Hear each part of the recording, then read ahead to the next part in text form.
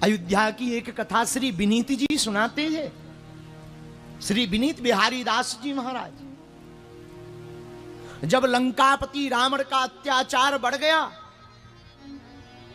पापाचार बढ़ गया, बहुत ज्यादा उपद्रव होने लगा, गंदगी बढ़ गई, तब ऋषि मुनियों ने सुमेर गुरु पर्वत पर एक बैठक बुलाई। उसमें सब महात्मा गए, लेकिन धोखे से एक सुदर्शन नाम का छोटा सा बच्चा पहुंच गया। नाम था सुदर्शन। क्या नाम था? सुदर्शन। वो पहुंच गया, वहां पर चर्चा चलने लगी, आपस में वार्ता करने लगे।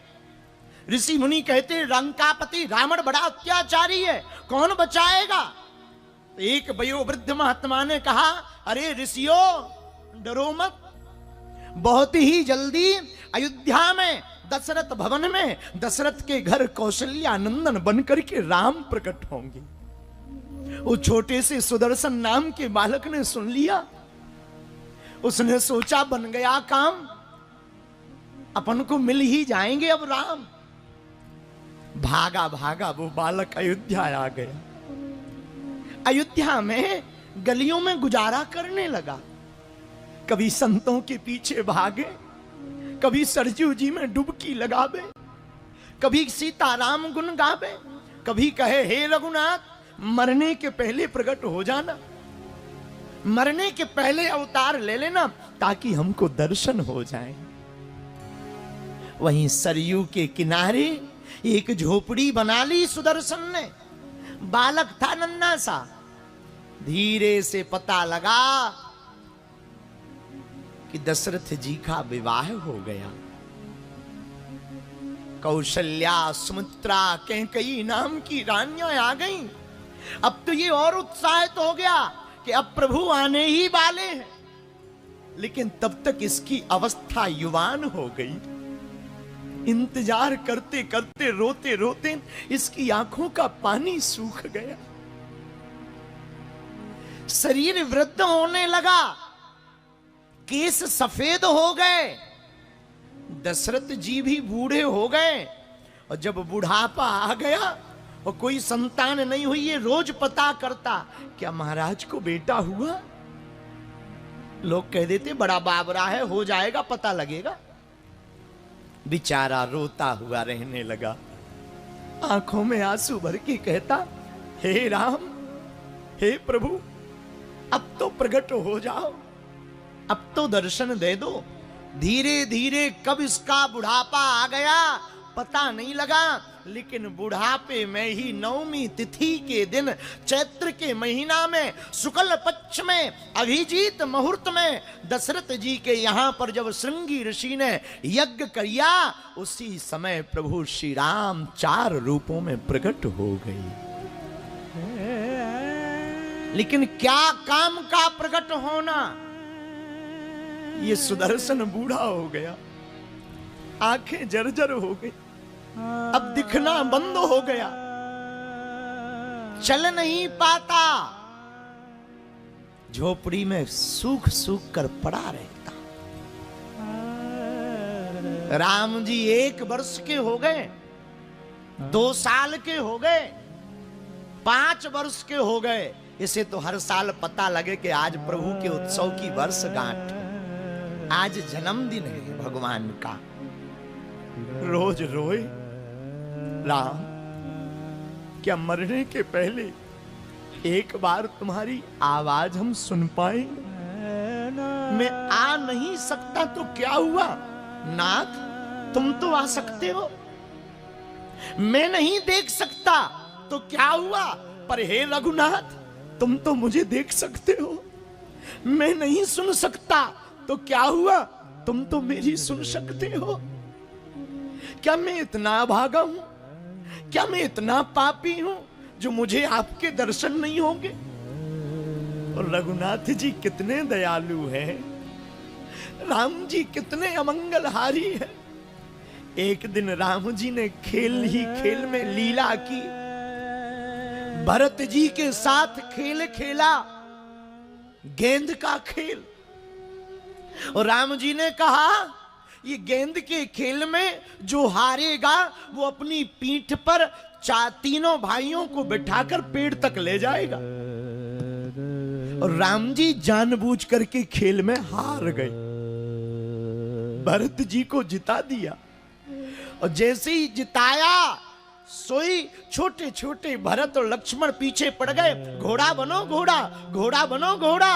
राम जी ने इतना सुना सोई दौड़ लगा दी, पीछे पीछे भरत जी, आगे आगे राम जी। और हमारे रघुनाथ जी भागते भागते वहीं पहुंच गए जहां सुदर्शन नाम का वो भक्त रो रहा था। हाँपी भरी है। तुरंत जाकर झोपड़ी के बाहर बैठ गए। अरे ओ बाबा, पानी मिलेगा क्या?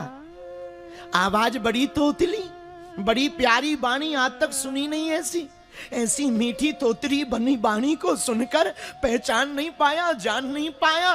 बड़ा ऊंचा सुनाई दिया, पर सुनाई दिया दिखाई तो देता नहीं, उठ तो पाता नहीं। कहा भैया कौन हो, कौन हो तुम? धीरे से तोतली बाणी में रघुनाथ जी 7 साल के हो गए, मुस्कुराते हुए कहते हैं बाबा हमारो नाम श्री राम है।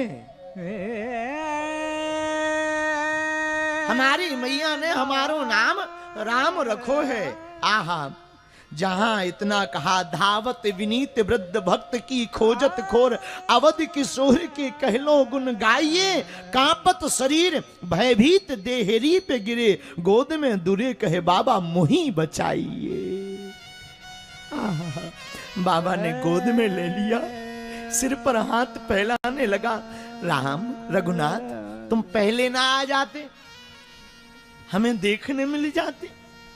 अब आंखें फूट गई, अब तुम कैसे होगे पता नहीं, पर बाणी बड़ी प्यारी है। चलो छूने को ही मिल गई, यही बहुत है। और जिसे रघुनंदन स्पर्श कर ले, जिसे राम स्पर्श कर ले, जिसे वो ब्रह्म स्पर्श कर ले, वो जरा रह पाएगा?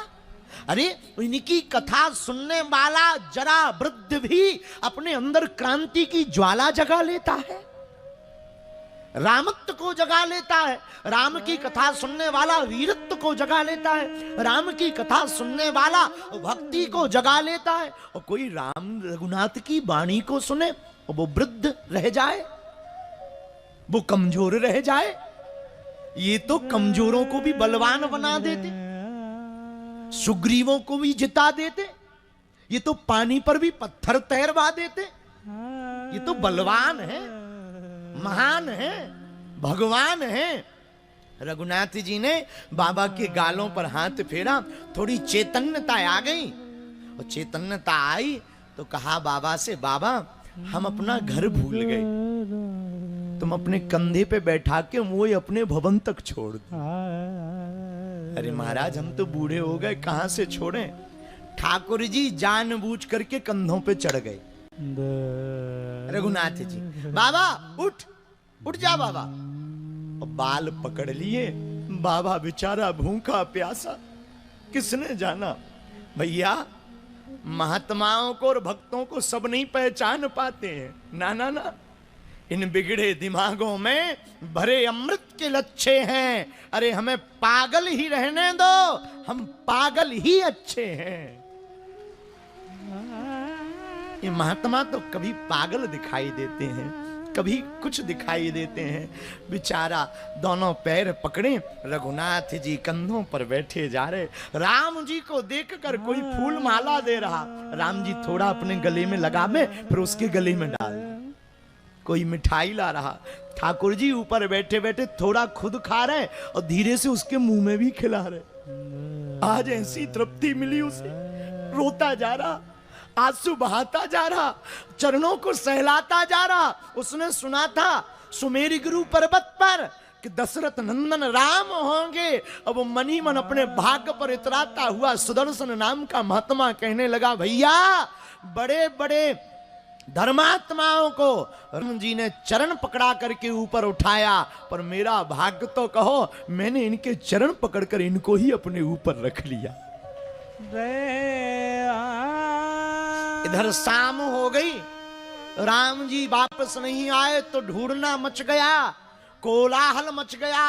कौशल्या मां कहने लगी, बताओ राम जी कहां गए? भरत और शत्रुघ्न कहने लगे, दौड़ लगा करके गए, पता नहीं। तब तक एक वयोवृद्ध अपने कंधे पर राम जी को बैठाए दशरथ भवन में प्रवेश करता। दशरथ जी भागे भागे जाते, राम जी झटका देते थे, दूर हटो, हमारी गाड़ी तो भवन में जाएगी सीधे, यहां लैंड नहीं होगी, यहां नहीं हम उतरेंगे, दूर हट जाओ। दशरथ जी बेचारे पीछे पीछे, राम जी भीतर तक ले गए। अंदर जाकर माँ की गोद में उतरे और कहा, माँ आज हम गुम जाते, अगर ये नहीं मिलते तो हमारा पता नहीं, हम तो भूल ही गए थे गलियां। माँ ने कहा, लाला जिसने तुझे घर दिया है अब सदा ये अपने पास रहेगा, इसको मैं घर दूंगी। अब तो सुदर्शन के भाग्य खुल गए। जितना दिन जीवित रहा सुदर्शन, दर्शन पाके सुदर्शन को तन भयो निहार।